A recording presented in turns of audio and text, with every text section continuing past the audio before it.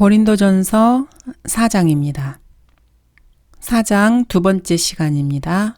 6절부터 시작하겠습니다. 인용된 본문은 한글 킹제임스 성경입니다. 6절, 형제들아, 내가 너희를 위하여 나 자신과 아폴로를 이런 사례에 적용시켰으니. 바울은 지금 이렇게 설명하고 있습니다. 나는 너희들이 판단하기에 신실하기도 하고 신실하지 않을 수도 있어. 그건 아폴로도 마찬가지지. 그러나 너희의 판단은 전혀 문제가 안 돼. 주님께서 모든 것을 판단하실 것이기 때문이야. 바울은 하나님께서 어떻게 판단하실 것인가에 관심을 갖고 그것을 염려하고 있습니다. 사람이 자신을 어떻게 판단하는지에는 별 관심이 없습니다. 6절입니다. 형제들아, 내가 너희를 위하여 나 자신과 아폴로를 이런 사례에 적용시켰으니 이는 너희가 기록된 것 이상으로 사람들에 대하여 생각하지 아니함을 우리에게 배워 아무도 한 편을 들고 다른 편을 반대함으로써 교만하게 되는 일이 없게 하려는 것이라. 사도들은 성경 기록에만 관심이 있었습니다. 그들은 사람에 대해서는 관심이 없었습니다. 그리스도인들은 모두 사람을 쳐다볼 필요가 없습니다. 그들의 눈은 언제나 성경 말씀에 고정되어 있으면 그것으로 족합니다. 누구를 편들여서 치켜 세우거나 누구를 반대하고 깎아내리는 사람은 하나님의 말씀에는 흥미가 없는 교만한 자들입니다. 말씀에 귀를 집중하고 말씀 가운데 계신 주님께 시선을 고정하고 있는 사람은 이편이나 저편 사람들을 치켜 세우거나 깎아내릴 짬도 없습니다. 7절입니다. 누가 너를 구별시켰느냐? 내가 가지고 있는 것 중에 받지 않은 것이 무엇이냐? 이제 내가 받았다면 어찌하여 받지 않은 것처럼 자랑하느냐? 참으로 통렬한 말씀입니다. 여러분들이 현재 가지고 있는 것들이 무엇인지 한번 곰곰이 생각해 보시기 바랍니다. 그 중에서 하나님께 받지 않은 것이 있습니까? 여러분이 개처럼 일해서 뭔가를 얻었습니까? 그렇다면 여러분이 일할 수 있도록 건강을 주신 분은 누구입니까? 여러분이 일해서 돈을 벌었습니까? 그 돈은 하나님께서 주신 것입니다. 여러분이 지금 앞을 보고 계십니까? 하나님께서 여러분에게 눈을 주셨기 때문입니다. 여러분이 받은 것 중에서 하나님께서 주시지 않은 것은 단 한 가지도 없습니다. 하나님께서 주시지 않은 것을 여러분이 가지고 있는 것이 있다면 그것이 무엇인지 한번 말해 보시기 바랍니다. 하늘에서 주신 것이 아니면 사람은 아무것도 받을 수 없다고 말씀하십니다. 여러분이 가지고 있는 모든 것이 하나님에게서 받았다는 것을 인정하겠습니까? 그렇다면 어째서 자신이 받은 것이 없는 것처럼 자랑합니까? 도대체 우리가 하나님에게서 받은 것이 아니라 우리 자신의 힘으로 노력해서 얻은 것이 무엇입니까? 그것을 자랑할 수 있는 것이 무엇이겠습니까? 구원? 구원을 여러분의 힘으로 얻었습니까? 이 세상에는 자수성가했다고 자랑하는 사람들이 많이 있습니다. 자수성가했다고 말하는 사람들이야말로 이 세상에서 가장 형편없는 장사꾼들에 지나지 않습니다. 자수성가를 했건 부모에게 유산을 물려받았건 여러분이 가지고 있는 모든 것은 하나님에게서 받은 것임을 인정하셔야 합니다. 그리고 자랑하지 말고 오직 하나님께 감사하십시오. 이제 너희는 배부르고 부유해졌으며 우리 없이도 왕들처럼 통치하였으니 내가 하나님께 바라는 것은 너희가 통치하게 되는 것이라. 우리 또한 너희와 더불어 통치하리로다. 바울은 지금 지독하게 빈정거리고 있습니다. 바울이 그처럼 수고하고 있는 가운데 복음을 전파하고 죄인들을 그리스도께로 인도하여서 고린도 교회를 세우고 지금은 멀리 떨어진 곳에서 사역을 계속하고 있습니다. 그런데 이들은 지금 수고한 하나님의 일꾼들을 제쳐놓고 자기들끼리 왕들처럼 행세하면서 거드름을 피우고 있습니다. 바울은 그들이 정말로 통치자들이 되기를 하나님께 바란다고 말하고 있습니다. 참된 왕은 지금 저 위 하늘에 계십니다. 그분께서 오시면 그리스도인들은 그분과 함께 이 땅을 통치하게 될 것입니다. 이것은 장차 앞으로 있을 일입니다. 그러니까 지금 그들이 왕들처럼 거드름을 피우는 것은 가짜입니다. 양심이 제대로 있는 사람이라면 이 말을 듣고 부끄러움을 느낄 것입니다.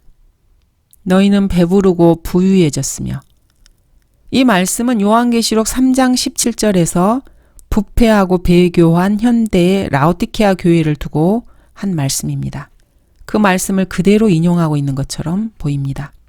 내가 말하기를 나는 부자며 부요하고 아무것도 부족한 것이 없다고 하지만 너는 비참하고 가련하며 가난하고 눈멀고 헐벗은 것을 알지 못하는도다. 현대의 타락한 은사주의자들은 육신적으로 배부르고 부요해지는 것이 하나님의 축복이라고 생각합니다.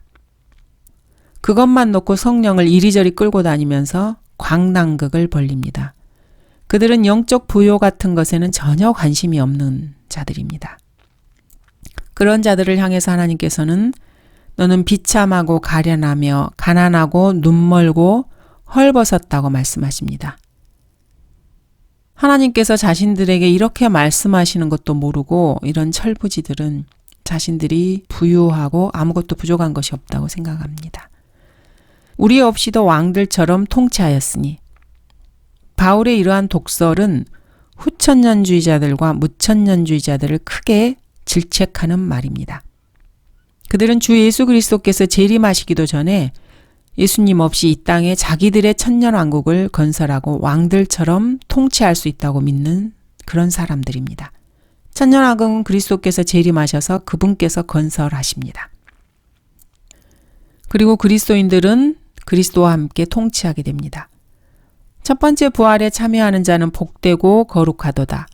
둘째 사망이 그들을 다스리는 권세가 없고 오히려 그들이 하나님과 그리스도의 제사장들이 되어 천년 동안 그와 함께 통치하리라.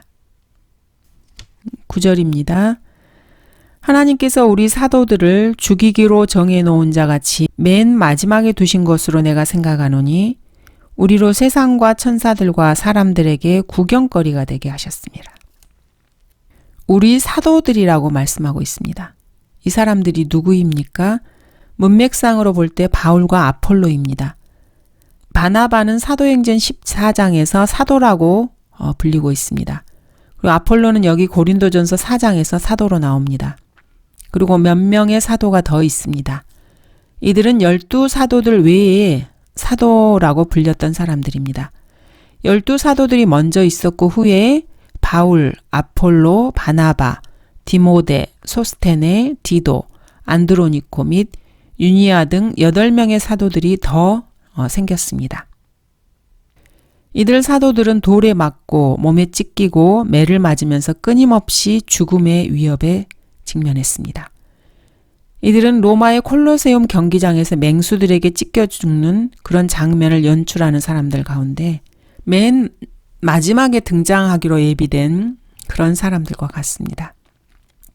클라이막스는 언제나 맨 마지막에 나옵니다. 바울은 하나님께서 사도들을 이렇게 죽이기로 작정하신 가운데 맨 마지막까지 예비해 두셨다고 평가하고 있습니다. 그들은 순교의 클라이막스를 장식할 사람들입니다. 그래서 사도들은 우리로 세상과 천사들과 사람들에게 구경거리가 되게 하신 사람들이었습니다. 사실 사도들은 그런 식으로 죽었습니다. 10절입니다. 우리는 그리스도를 위하여 어리석은 자들이지만 너희는 그리스도 안에서 현명하도다. 우리는 약하지만 너희는 강하고 너희는 존귀하나 우리는 비천하도다. 바울의 이러한 독설적인 빈정거림은 계속 이어집니다. 정말 얼굴이 붉혀지지 않을 수 없습니다. 신랄하게 비꼬고 있습니다. 우리 사도들은 어리석지만 너희는 현명하구나 이렇게 빈정대고 있습니다. 우리는 약하고 형편없는 자들이지만 너희는 강하고 존귀하구나 이렇게 풍자하고 있습니다. 이 시대에 타락하고 배교한 모든 육신적인 그리스도인들과 세계 평야에 매달리는 소위 무천년주의 기독교 지도자들이라는 사람들이 성경에 이러한 따끔한 풍자와 빈정거림을 맞닥뜨리면은 과연 어떤 표정을 지을까요? 소위 말하는 그리스도인이라는 자들이 이 땅에서 육신적인 풍요만을 붙잡으려고 은사주의에 매달려서 방언이나 짓거리면서 성령의 능력으로 마귀를 내쫓고 귀신을 쫓아낸다는 이런 은사주의 허수아비들은 이 말씀을 보고 얼굴을 좀 붉혀야 합니다. 그리고 자신들을 한번 돌아봐야 하는 것이 마땅합니다. 11절 지금 이 시간까지도 우리는 줄이고 목마르며 헐벗고 매맞으며 정처가 없고, 바울은 왜 이런 말을 하고 있습니까? 14절에서 바울은 너희를 부끄럽게 하려는 것이 아니요 이렇게 말하고 있습니다. 근데 그의 이 말을 듣고 부끄러워하지 않을 그리스도인들은 아무도 없을 것입니다. 철없는 그리스도인들은 나는 예수 믿고 성령 받아서 능력을 얻은 그리스도인이야. 내가 헐벗고 굶주린다는 것은 있을 수 없어. 무력하고 바보 같은 그리스도인들은 그리스도인이 아니야. 이렇게 말할 수도 있습니다. 이런 자들은 줄이고 헐벗고 매맞으며 정처가 없는 그리스도인이 그럼에도 불구하고 복음을 전파하고 하나님의 말씀에 순종하는 삶을 살아가는 그 무서운 능력에 대해서는 전혀 모르는 사람들입니다. 오늘날 은사주의 교회에 다니는 젖먹이 그리스도인들의 특징이 바로 그렇습니다. 그들은 성경을 하나도 모르는 자들입니다. 그들이 위대한 사도 바울에 대해서 조금이라도 알았더라면은 그처럼 철없는 말은 입 밖에 낼 수조차 없을 것입니다. 아니면 그들 눈에는 바울 같은 사도들이 형편없는 사람으로 여겨졌을지도 모릅니다. 은사주의 교회에서는 성경을 전혀 가르치지 않습니다. 예수 그리스도께서는 능력이 없으셔서 그렇게 고난받고 십자가에 매달려 죽으신 것입니까? 그분은 약하심으로 십자가에 처형되셨지만 하나님의 능력으로 살아계시느니라. 우리 역시 그분 안에서 약하지만 너희를 향한 하나님의 능력으로 그분과 함께 살 것이라. 성경은 이렇게 말씀하고 계십니다. 한번 마음 깊숙이 묵상해 볼 필요가 있습니다. 12절입니다. 우리 손으로 일함으로써 수고하며 욕을 먹으며 축복하고 박해를 받아도 참으며. 자신들을 사도라고 사칭하는 은사주의 가짜 목사들과 한번 비교해 보시기 바랍니다. 그들은 자기들이 사도들이라고 합니다. 그래서 당연히 사람들에게서 존경을 받고 떠받들어지고 찬양을 받아야 마땅하다고 생각합니다. 하나님께서 받아야 할 찬양을 자신들이 가로채는 자들입니다. 바울은 진짜 사도였지만은 결코 그런 자들과 같지 않았습니다. 진짜 사도들은 헌신적으로 수고하고 일하고 세상 사람들로부터 욕을 먹고 박해를 받았습니다. 그들은 예수 그리스도의 고난에 동참한 사람들이었습니다. 13절입니다. 비방을 받으나 곤면하고 세상의 쓰레기같이 되며 지금까지 만물의 찌꺼기가 되었도다. 자, 이 말씀을 들어도 바울이 형편없는 무능한 사람으로 보이십니까? 바울은 나는 비천에 처할 줄도 알고 또 풍부함에 처할 줄도 알며 모든 처지와 모든 일에 있어서 나는 배부름과 배고픔과 풍부함과 궁핍함을 다 배웠노라고 고백하고 있습니다. 그는 하나님의 부르심을 받고 감추어져 있던 모든 하나님의 계시들을 받았습니다.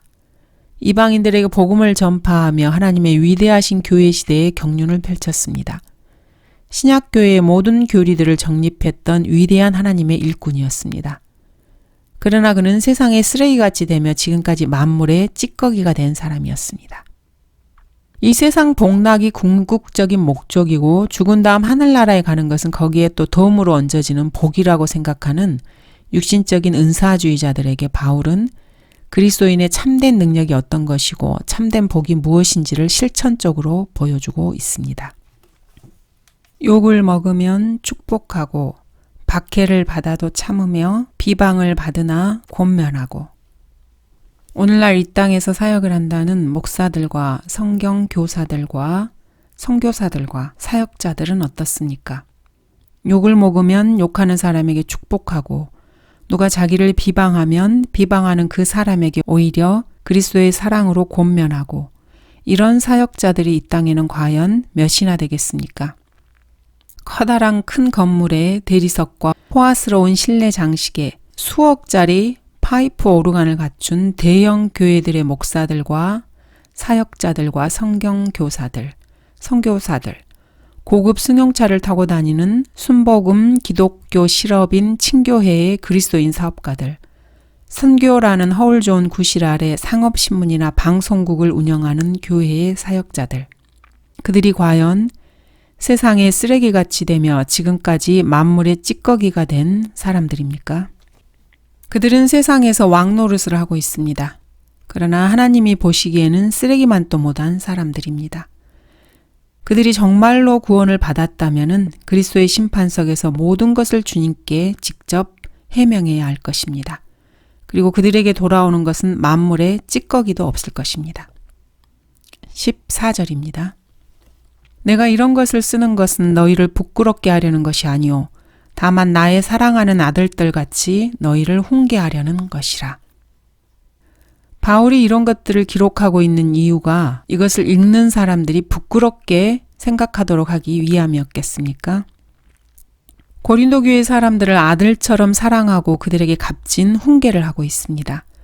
그러나 바울의 이러한 기록을 읽고 부끄럽게 생각하지 않는 그리스도인이 있다면 골방에 들어가서 자신을 한번 곰곰이 되돌아봐야 합니다.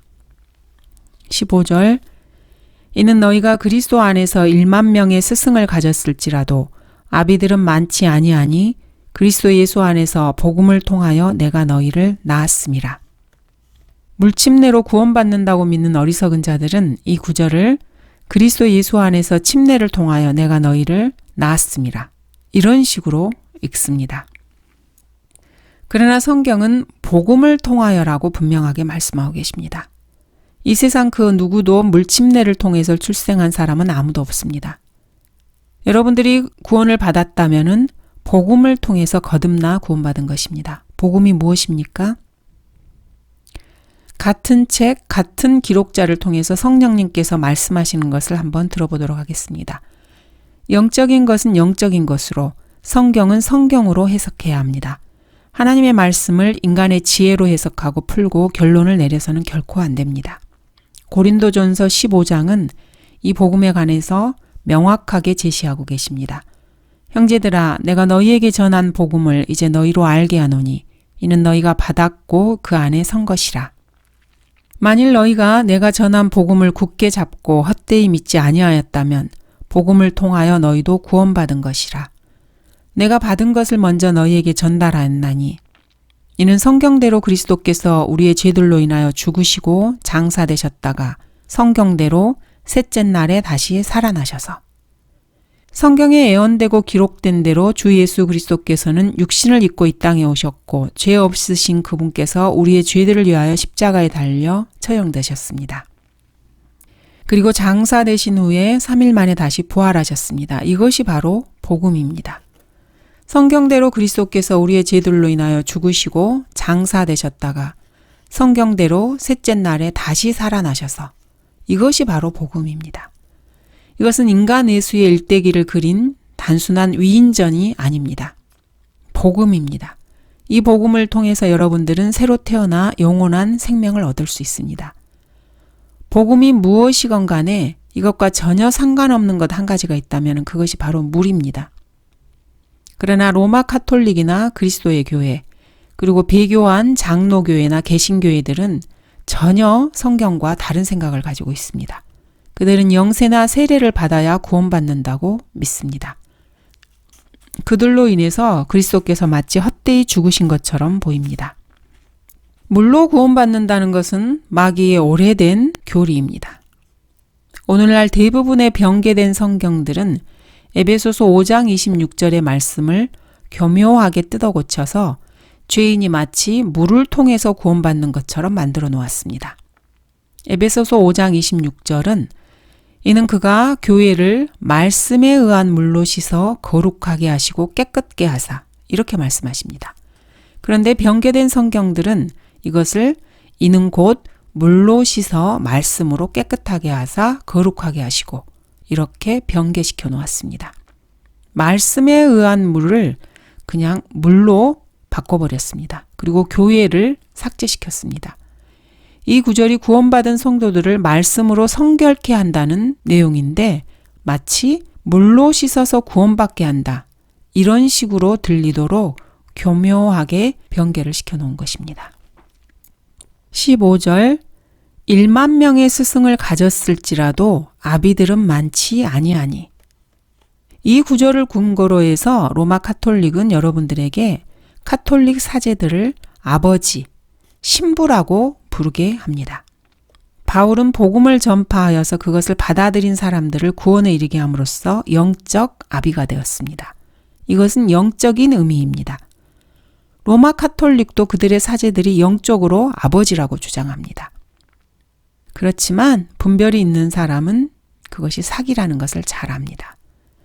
그 사람들이 구원을 받았든지 못 받았든지 교회에 다니든지 다니지 않든지 모든 세상 사람들로부터 아버지, 신부라고 불리기를 원합니다.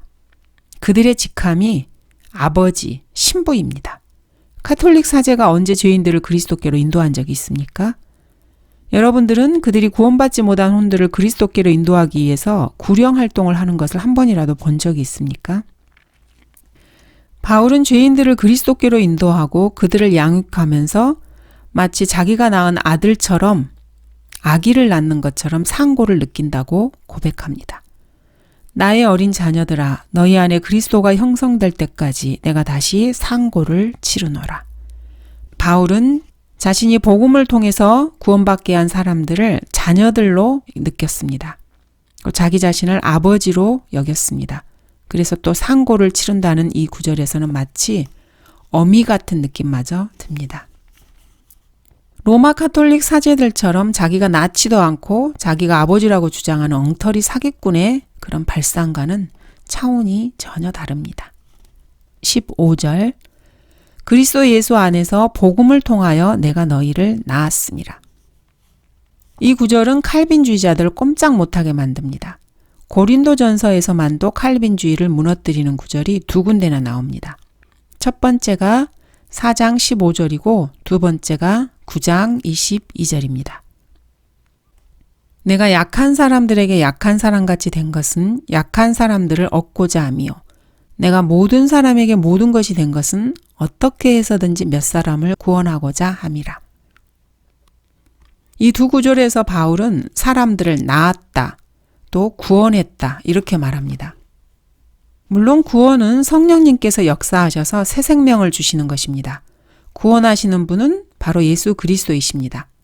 그것을 모르고 있을 바울이 아닙니다. 그런데도 바울은 자기 자신이 구원의 도구라고 선언하는데 전혀 주저하지 않았습니다. 그는 전혀 서슴거리지 않고 내가 너희를 낳았음이라 이렇게 말하고 내가 몇 사람을 구원하고자 함이라 이렇게 말합니다. 구령자는 성령님께서 손에 들고 사용하는 도구입니다. 그러나 칼빈주의자들은 구원은 성령의 사역일 뿐 사람들은 전혀 개입되지 않는다고 주장합니다. 명백한 거짓말입니다. 여러분도 구원을 받았다면 한번 여러분의 경우를 되돌아보시기 바랍니다. 어떻게 구원을 받으셨습니까? 고린도전서 4장 15절과 9장 22절과 관련해서 여러분이 구원받게 된 지난날의 상황을 한번 더듬어 기억해 보시기 바랍니다. 러크만 목사님의 경우 역시 모든 것을 다 기억할 수는 없지만 구원받기 전에 누군가가 목사님에게 성경을 준 적이 있고 목사님은 그것을 쓰레기통에 쳐넣고 말았죠. 성령님께서 역사하시지는 않으셨습니다. 그때. 그 당시가 1941년 정도였습니다. 목사님께서 보병 장교로 필리핀에 있었을 때 1946년 어느 날 중대장 한 사람이 목사님께서 와서 성경을 펼쳐 보이면서 러크만 자네 여기 좀 읽어보지 않겠나? 이렇게 말씀하셨습니다. 그때 목사님께서 뭐라고 대꾸하셨는지 아십니까? 아, 이 멍텅구리 같은 것 좀 내 눈앞에서 썩 치워. 이때도 성령님께서는 역사하실 수가 없었습니다. 복음을 전하는 사람이 그런 정도로 접근해 가지고는 죄인에게 성령님께서 역사하셔서 그리스도를 영접하게 되리라는 것은 생각지도 말아야 합니다. 그런 식으로는 어린 반푼어치도 없습니다. 죄인 한 사람을 그리스도께로 정말 인도하기 위해서는 그보다 더 훨씬 끈끈한 관심과 사랑과 노력 그리고 기도가 뒤따라야 합니다.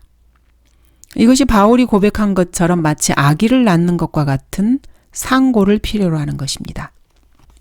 아주 오래전 이야기지만은 목사님께서는 피키캔다라는 작은 마을에서 고등학교에 다니고 있었을 때 모비쉬라는 이름을 가진 나이가 60세쯤 되는 할머니 교사 한 분을 알고 있었습니다.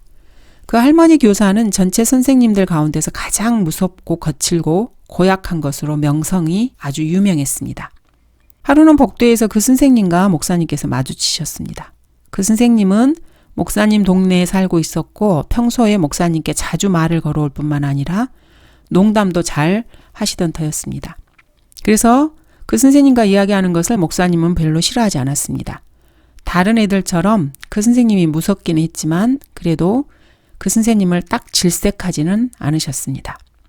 그런데 이날만은 그 선생님이 복도에서 부딪힌 러크만 목사님에게 버럭 소리를 지르면서 피터 러크만 이리 와서 호주머니에 있는 걸 모두 꺼내봐. 이렇게 말씀하셨습니다. 꼼짝없이 바지 주머니 안에 들어있는 모든 것들을 몽땅 선생님 앞에 꺼내놓을 수밖에 없었습니다.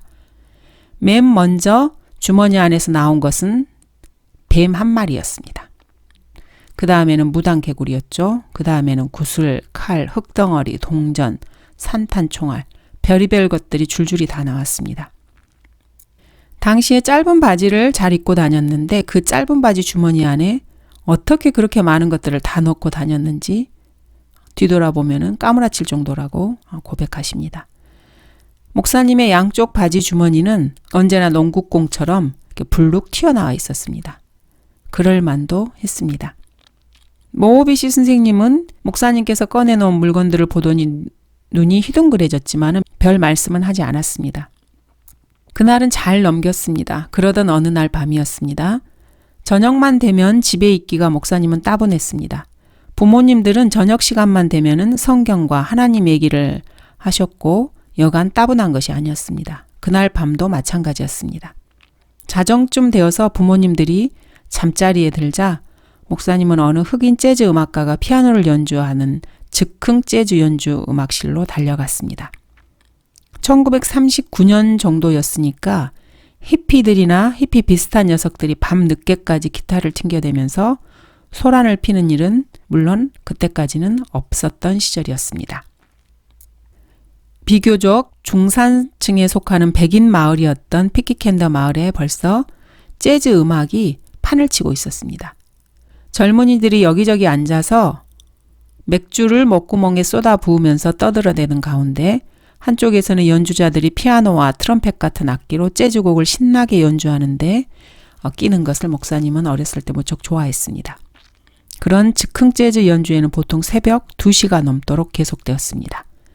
재즈 음악은 밤이 깊어가면서 자정이 넘어야만 분위기가 무르익고 제맛이 나는 법이었습니다. 그때도 새벽 2시였습니다.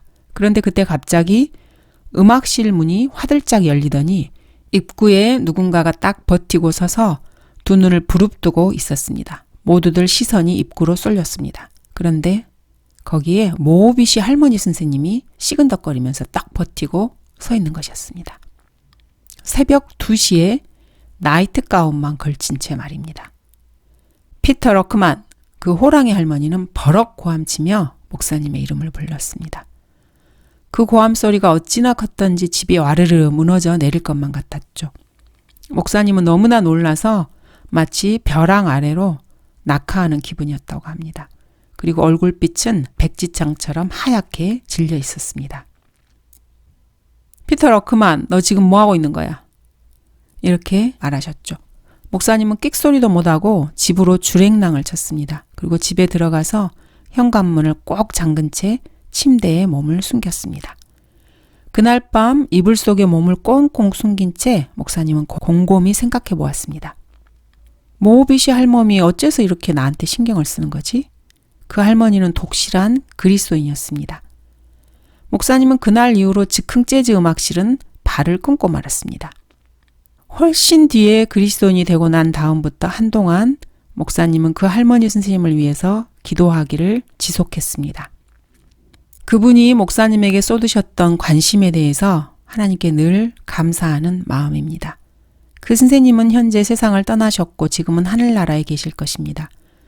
그분이 목사님을 그리스도께로 직접 인도해 주신 분은 아니었지만은 훗날 목사님이 그리스도를 영접하게 된 것은 목사님도 모르는 사이에 그 할머니 선생님의 영향력이 작용했음이 분명하다고 생각하십니다.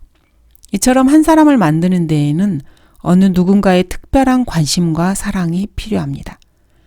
칼빈주의자들이 생각하는 것처럼 아무도 관심을 갖지 않고 아무도 복음을 전하지 않는데도 하나님의 예정에 따라서 성령의 역사하심으로 저절로 그리스도를 영접하게 된다는 것은 새빨간 거짓말입니다. 마귀의 술수입니다. 16절 그러므로 내가 너희에게 권고하노니 너희는 나를 따르는 자들이 되라. 이 구절을 다시 한번 읽어보겠습니다. 그러므로 내가 너희에게 권고하노니 너희는 나를 따르는 자들이 되라. 바울은 지금 주님을 따르는 자가 되라고 하지 않고 나를 따르는 자가 되라고 권면하고 있습니다. 형제들아, 너희는 모두 나를 따르는 자가 되라. 그리고 너희가 우리를 본으로 삼은 것 같이 그렇게 행하는 자들을 주시하라. 내가 그리스도를 따르는 것처럼 너희는 나를 따르는 자가 되라. 성경은 이렇게 분명하게 바울을 따르는 자가 되라고 권면합니다. 이 말씀이 이상하게 들리십니까? 좀 이상하게 들릴 법도 합니다. 우리가 그리스도인이면 주님을 따라야지 어떻게 해서 사람을 따라? 그렇지만 한번 잘 생각해 보십시오. 그리스도인이라면 여러분은 하나님이신 주님을 어떻게 따를 것인지 정말로 알고 계십니까?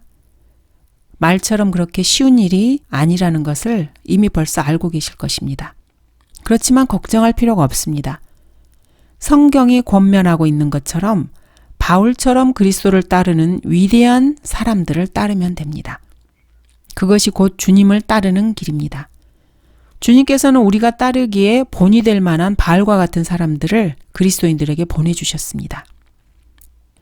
그러나 내가 자비를 입은 것은 이 때문이니 곧 먼저 내 안에서 예수 그리스도께서 온전한 오래 참으심을 보여주셔서 후에 그를 믿고 영생을 얻는 자들에게 본이 되게 하려 하심이니라. 누군가 신실하게 예수 그리스도를 따르고 있습니다. 그리스도인들은 그 사람을 본으로 삼아 그의 뒤를 따릅니다. 맨 앞에 하나님께서 앞장서시고 그 뒤에 모범적인 어떤 그리스도인이 따르고 있고 맨 뒤에 우리 같은 그리스도인들이 뒤를 따라갑니다.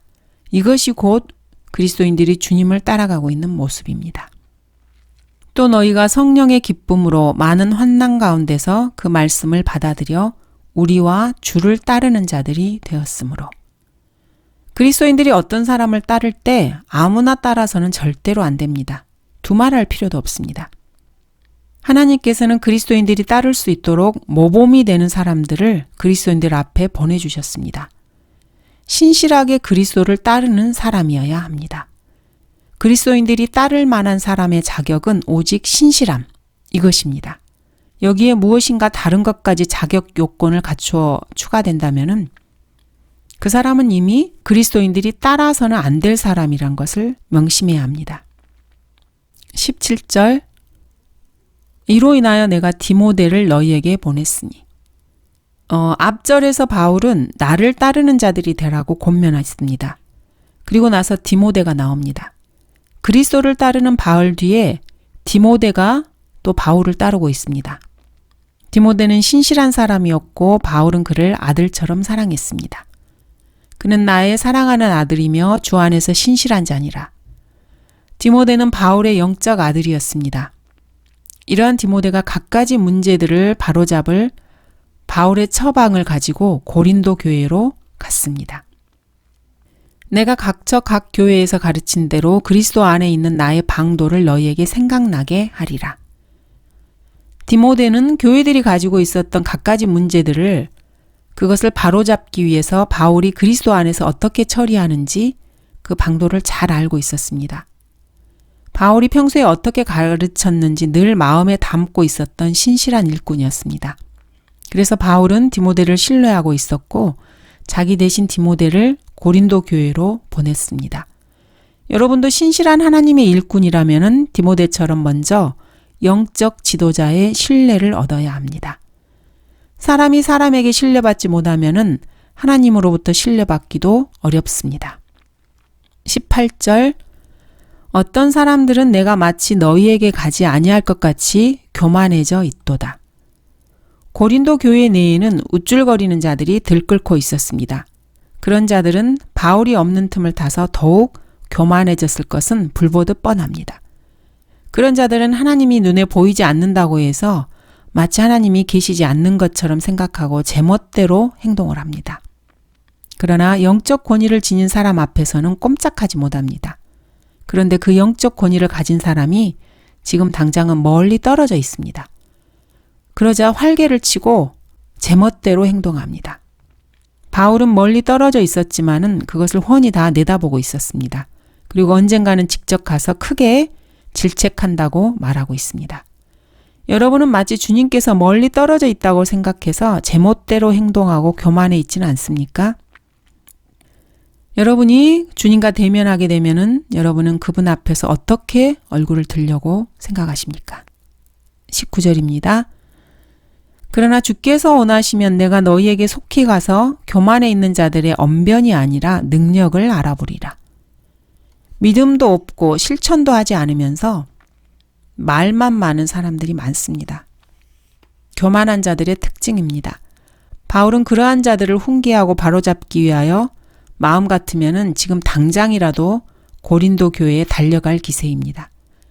그러나 그는 주께서 원하시면 속히 가서 교만한 자들을 알아보겠다고 말합니다. 우쭐대면서 말 많은 자들은 언변을 들어보는 것이 아니고 능력을 알아보겠다고 합니다.